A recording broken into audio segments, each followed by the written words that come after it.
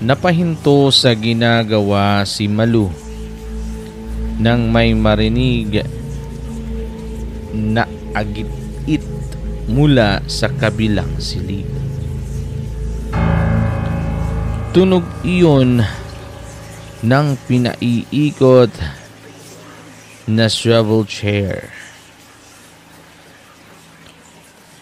Pero nag-iisa siya sa bahay ng mga oras na iyon. Sino ang gumagamit ng upuan? Napalunok si Malu. Kinabahan. Pero agad siyang huminga ng malalim at sinabi sa sariling hindi siya dapat padaig sa takot. Binitawan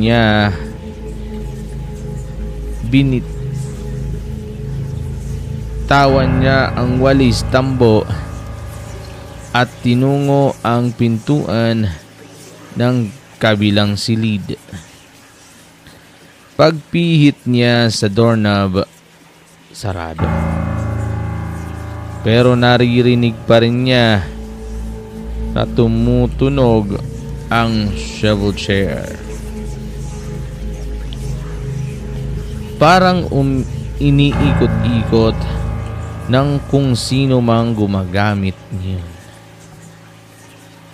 Nakakasiguro siyang walang ibang tao roon dahil kanina lang ay nilinis niya iyon. Kinuha niya sa bulsa ng short ang susi ng pinto. Binuksan niya ang silid. At parang napapako siya sa kinatatayuan. Gumagalaw ang swivel chair na animoy rocking chair at umiikot-ikot. Pero wala naman siyang nakikitang nakaupo roon. Biglang pumihit si Malu at bumira ng takbo palabas ng bahay. Second cousin ni Malu si Ditas, na naging asawa naman ni Reynante, ang tagapagmana ng lumang bahay na iyon. Mula nang mamatay ang papa ni Reynante, parang natatakot nang mapag-isa roon si Ditas. Kaya pinakiusap nito si Malu na kung pwede, doon na lang muna siya tumira. Pag-aaralin pa kita kung gusto mo. Malapit lang ang school namin. Tricycle lang muna sa amin. Nasa town proper ka na. Makakapamili ka roon ng school na gusto mo. Pangungumbinsi ni Ditas sa kanya. Nakakatukso ang alok. Pero ano ba siya roon? Ibig niyang itanong. Parang nabasa ni Ditas ang laman ng isip ni Malu. Pinsan, hindi ka magiging katulong. Pinsan kita eh. Ang sa akin lang yung meron akong makakasama. Nakumbinsi si Malu. Sayang naman ang pagkakataon kung palalampasin niya.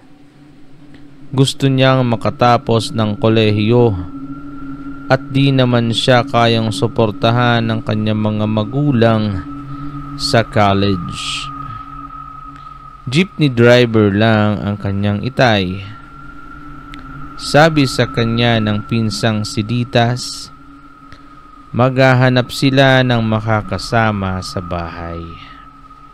At habang wala pa raw nahahanap, sila lang muna ang bahala sa mga gawaing bahay. Aalis muna kami, Malu. Bahala ka muna rito. Anong oras kayo uuwi, Ate Ditas? Bahala na. Pag ginabi kami, bahala ka nang magluto ng pagkain mo riyan. Sige, ate. Solong anak si Reynante. Solong tagapagmana ng lahat ng kabuhayang naiwan ng namatay na mga magulang. Bukod sa lumang bahay na iyon, malapit sa town proper, may ilang maliliit na gusaling paupahan din na naiwan dito. Kaya marami na raw ang naiinggit kay Reynante at kay Ditas na rin. Ang anumang meron si Reynante ay pag-aari na rin ni Ditas dahil mag-asawa ang mga ito. Bakit naman sila maiinggit? Sabi ni Malu sa pinsan. Kasalanan ba ng mga magulang ni Kuya Reynante na nakaiwan ng mga ito na malalaking kabuhayan ng mamatay? Oo nga, sang-ayon ni Ditas. Sabi ko nga kay Reynante, huwag na lang naming pansinin. Amo silang manigas sa inggit. Kung sa bagay, nakakainggit naman talaga ang kapalarang dumating kay Ditas. Typical na from rags to riches na klase ng kwento ng buhay ni Ditas.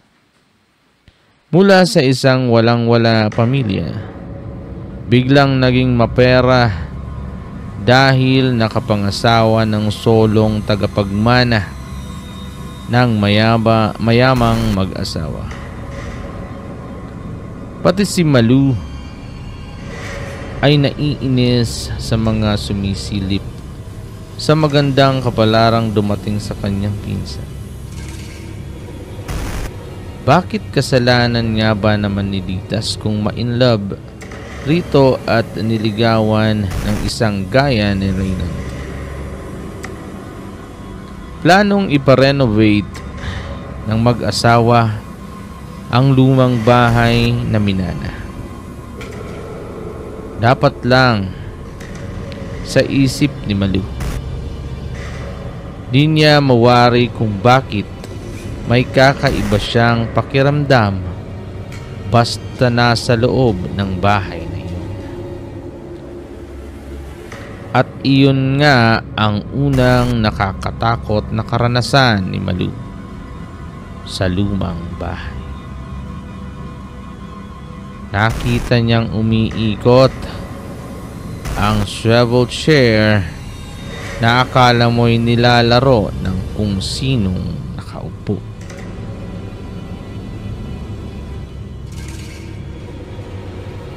Sa labas ng gate na datnan ng mag-asawang Ditas at Reynante si Malu. Dakong alas 8 ng gabi. Nagkwento si Malu kung bakit gumagalaw ang dating shabotcher ni Papa. Di makapaniwalang tanong ni Reynante. Oo kuya, ginawang parang rocking chair tapos inikot-ikot pa. Nagkapalitan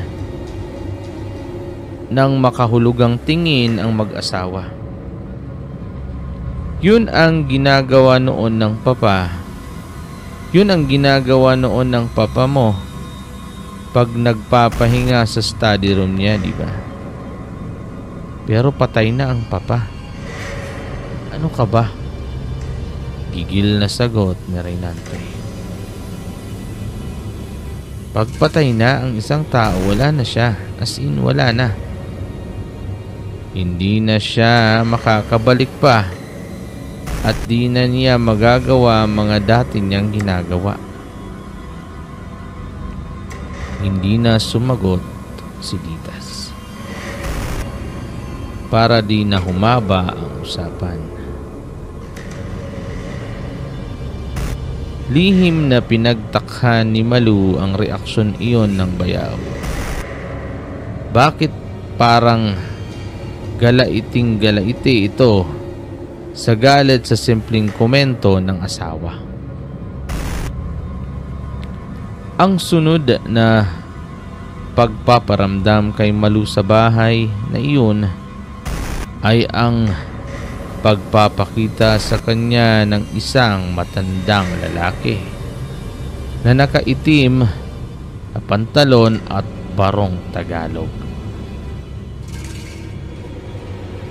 Pero nakatalikod naman ito sa kanya. Nakita naman niya itong paakyat sa hagdan. Muli na patili si Malu. Umiiyak siya nang maabutan Ditas sa kusina. Ayoko na, Ate Ditas. Aalis na ako rito. Hindi bali nang hindi ako makapag-aral sa susunod na pasukan. Hindi ko na kaya rito.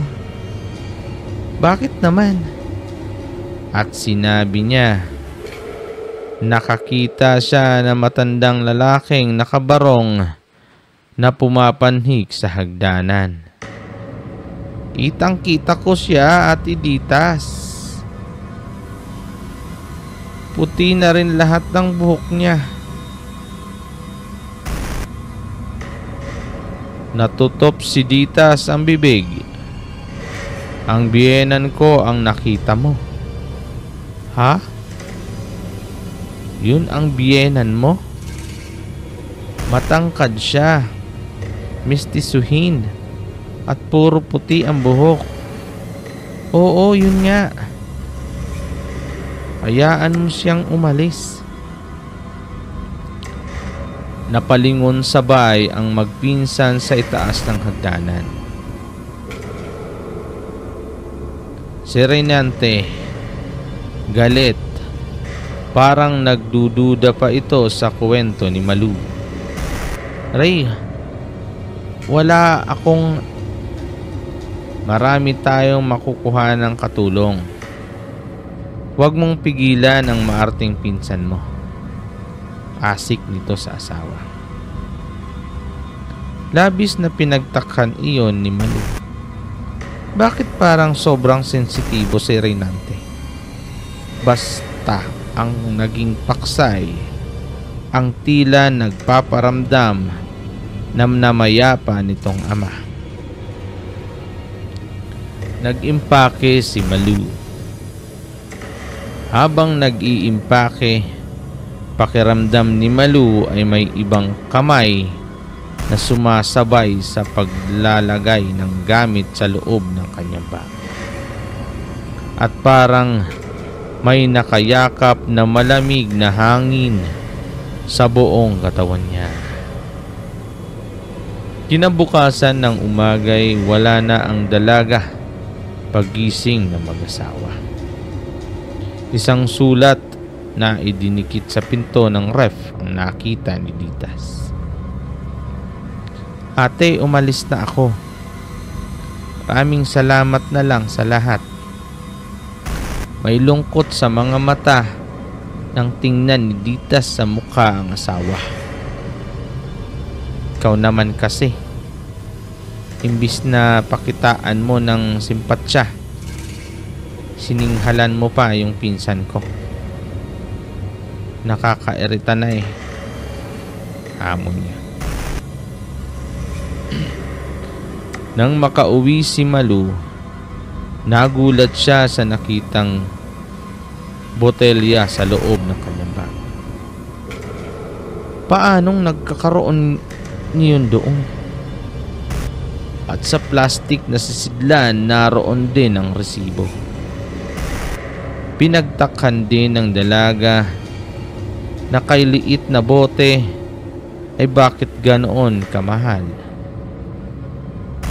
Ipinakita niya iyon sa tiyahin ng isang kaibigan na isang pharmacist. Mabagsik na lason ito ah. Saan mo ito nakuha, Malu? Hindi ko rin alam kung paano yan napunta sa bag ko. Pero hindi siguro kayo maniniwala. Nang umagang iyon na paalis na ako sa lumang bahay, ay parang ang bigat-bigat ng bag ko. Parang may nakadagan, may nakasakay. Saka ang lamig-lamig ng pakiramdam ko na para bang yakap ko ang isang patay. Nahaplos ng magtiyahin ang mga braso para pawiin ang pananayo ng mga balahibo. Saan ka ba nang gagaling? Ilang buwan na akong nakatira kina Ate Ditas, yung naging asawa ni Reynante o Lehero. Ah, pinsan mo pala yun. Naging asawa ng lalaking yun. Iniimbestigahan ng NBI ang Reynante na yun ah. Nagulat si Malu. NBI? Bakit? Incidentally, pinsan ko pa ang isa sa mga NBI na naatasang lihim na subaybayan ang Reynante na yun. Malu, pagkwento ng pharmacist. Okay lang ba sa iyo kung ipakita ko sa iyo ito sa kanya? Sige ho. Sa hibla ng kinuhang buhok, sa hinukay na bangkay, pati sa kinuhang kuko nito sa paa at kamay na trace doon ang presence ng mabagsik na lasong ginamit upang unti-unting patayin ang biktima, ang ama ni Reynante. Sa pamamagitan din ng makabagong teknolohiya at pamamaraan sa pag-iimbestiga, napag-alaman na ang trace ng lasong nakuha sa buhok at kuko ng biktima at ang lasong natagpuan sa bag ni Malu ay iisa. Nalilito si Malu. Sino ba ang nagpaimbestiga sa pagkamatay ng papa ni Kuya Reynante? Malalayong kamag-anak na nagdududa sa pagkamatay ng matanda, paliwanag ng kaibigan ni Malu. Hindi alam ni Reynante. Lihim na siyang iniimbestigahan ng NBI. Pinagdududahan nila si Kuya Reynante sa pagkamatay ng sarili nitong ama. Ampon lang kasi si Reynante. At alam mo na, may mga kamag-anak na naghahabol sa yaman ng nakilala nitong mga magulang. Bakit naman gugustuhin ni Kuya Reynante na mamatay agad ang nag-ampon sa kanya? Para mapasa kanya agad ang kayamanan ng mga ito. Simpleng-simple, di ba? Sa pamamagitan ng resibong nakita rin sa bag ni Malu, natunton kung saan binili ang mabagsik na lason. Kamalas-malasan na tandaan ng tindera ang lalaking bumili niyon dito.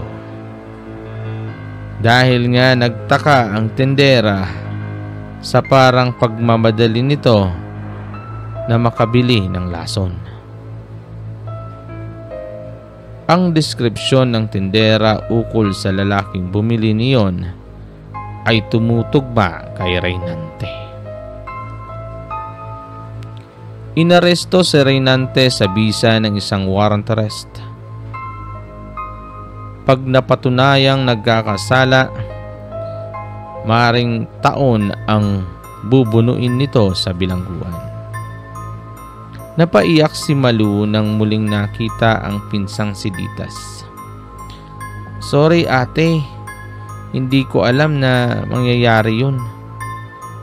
Sabi niya, "Hindi ko alam kung paano napunta sa bag ko ang bote at resibo ng lasong ginamit ni kuya para lasunin ang kanyang papa."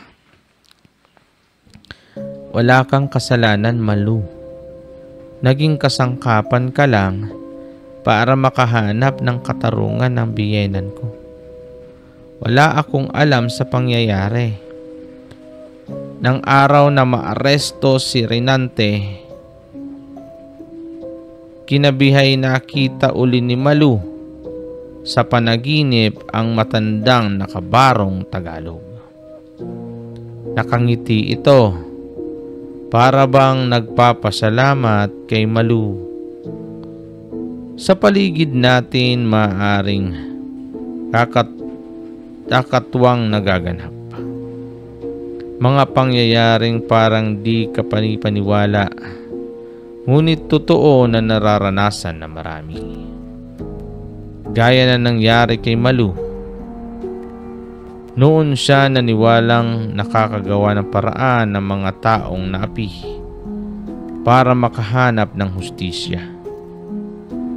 Sadyang may mga kaluluwang may kakayahang magbalik.